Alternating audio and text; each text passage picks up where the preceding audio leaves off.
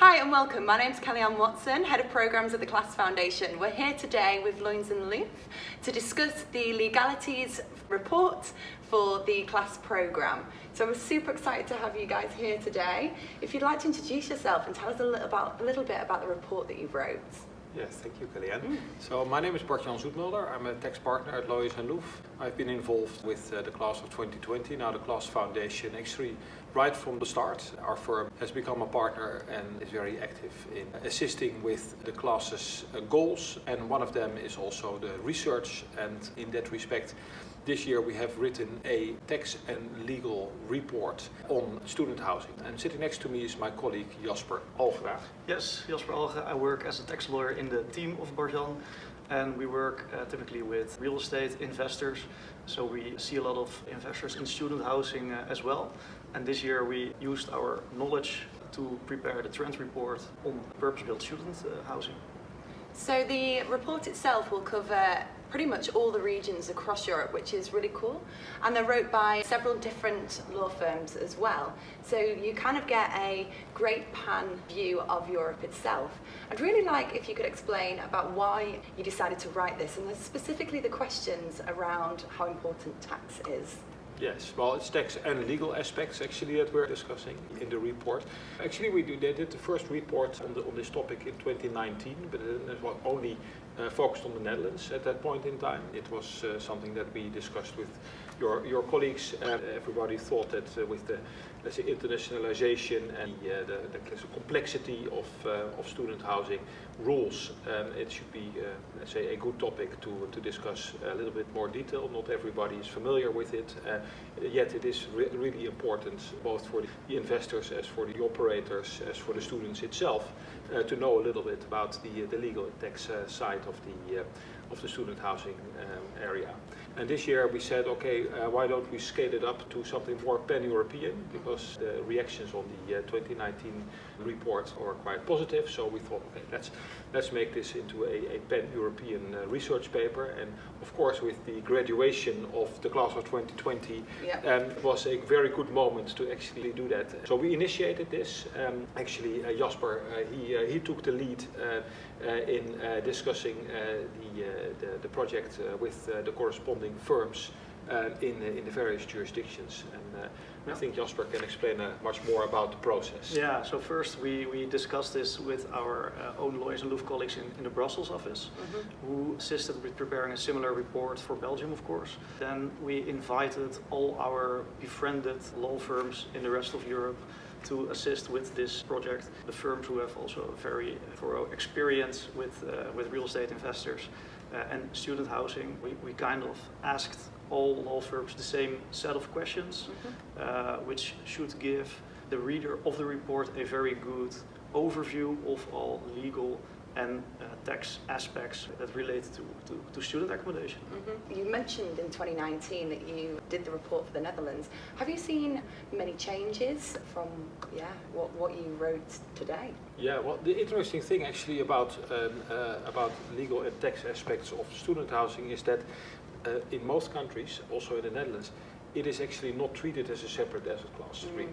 And even though from an institutional investor perspective it is, and I remember a couple of years ago it was like recognized in one of the trend reports that the student housing has become an asset class of its own, which is completely true. So from the investor perspective, also from the user and from the operator perspective. But from a legal and tax perspective, it's really either treated the same as, let's say, normal leasing out of apartments, so residential, or it's treated more like a broader product, like, for example, the campus-like accommodations that, for example, the student hotel offers, where you have a combination of the apartments together with the whole experience around it, and then maybe even in combination with a hotel or with long stay, short stay. So you have those kind of differences which actually do make a difference, not only in the Netherlands but also abroad, in the way that this is treated from a legal and tax perspective, but generally not really. And when we wrote the report in 2019, we of course this was about the Netherlands, so we knew about this, and we wrote it down, and then we thought it would be interesting to really understand how this works in other countries. And this is why we asked the other larger jurisdictions the set of questions that we'll discuss a bit later on, because we thought maybe it's different in other jurisdictions. And actually, as it turns out, it's not that different. So in a way, even though everybody understands that there's a great influx of students, especially the internationalization of universities, it brings a lot of foreign students coming to the various jurisdictions, but also the domestic students, of course.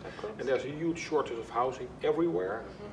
There is not really, in any of the jurisdictions, doesn't seem to be a real separate treatment of the student housing. That's maybe the most important conclusion. There is, in all of the jurisdictions, we got input from a huge shortage of student accommodation, and at the same time there are zero or almost zero measures to improve the availability of student housing. I think a good topic to discuss during the conference. Yeah, so as a sector and as the community that'll be watching this video, how do you think we can get involved to help drive some of these challenges that we're facing? Yeah, I think it's in the same as with the entire residential issue that you have at the moment. There's simply a huge shortage of product, and I think what we have seen is that the community type, the campus type of accommodations, those are really popular at the moment.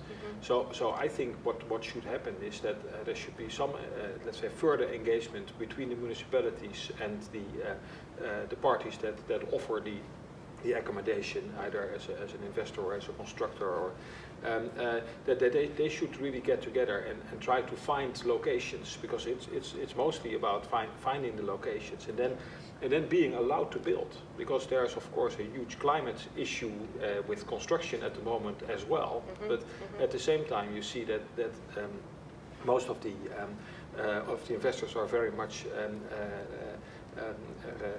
aware of the fact that let's say the ESG, the environmental, social, governance type items that are relevant to the real estate market, they are also relevant to the student housing, and this is where actually a lot of things connect, because the younger generation actually really thinks that this is much more important than people who are maybe my age. I don't know, but anyway, I do find this as well, of course, and so a lot of things are coming together. This is super interesting, and if you look at, for example, at the tax incentives that there are for building in a durable way and environmental friendly, etc. So then in the Netherlands, as of next year, there will be much higher incentives to build environmental friendly, climate friendly. So that is something that the Dutch government is actually doing.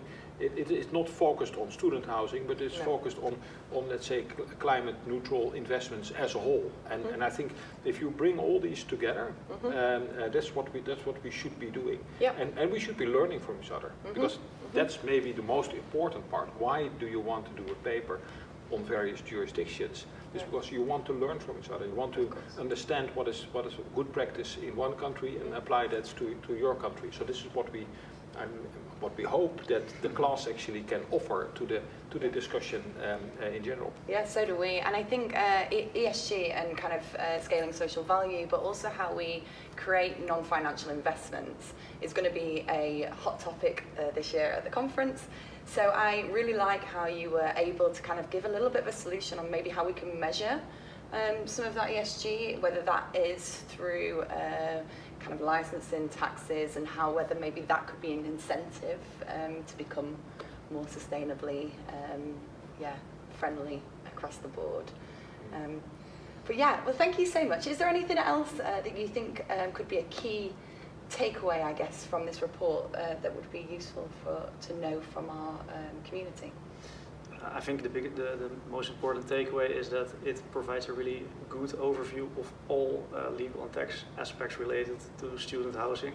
So when investing in student accommodation in Europe, this brochure will be a very good starting point. And if they need any further support I'm guessing you guys Yeah. would be great to contact and Definitely, reach out to. all contributors will be included in the report. Amazing. Great. Well, thank you so much.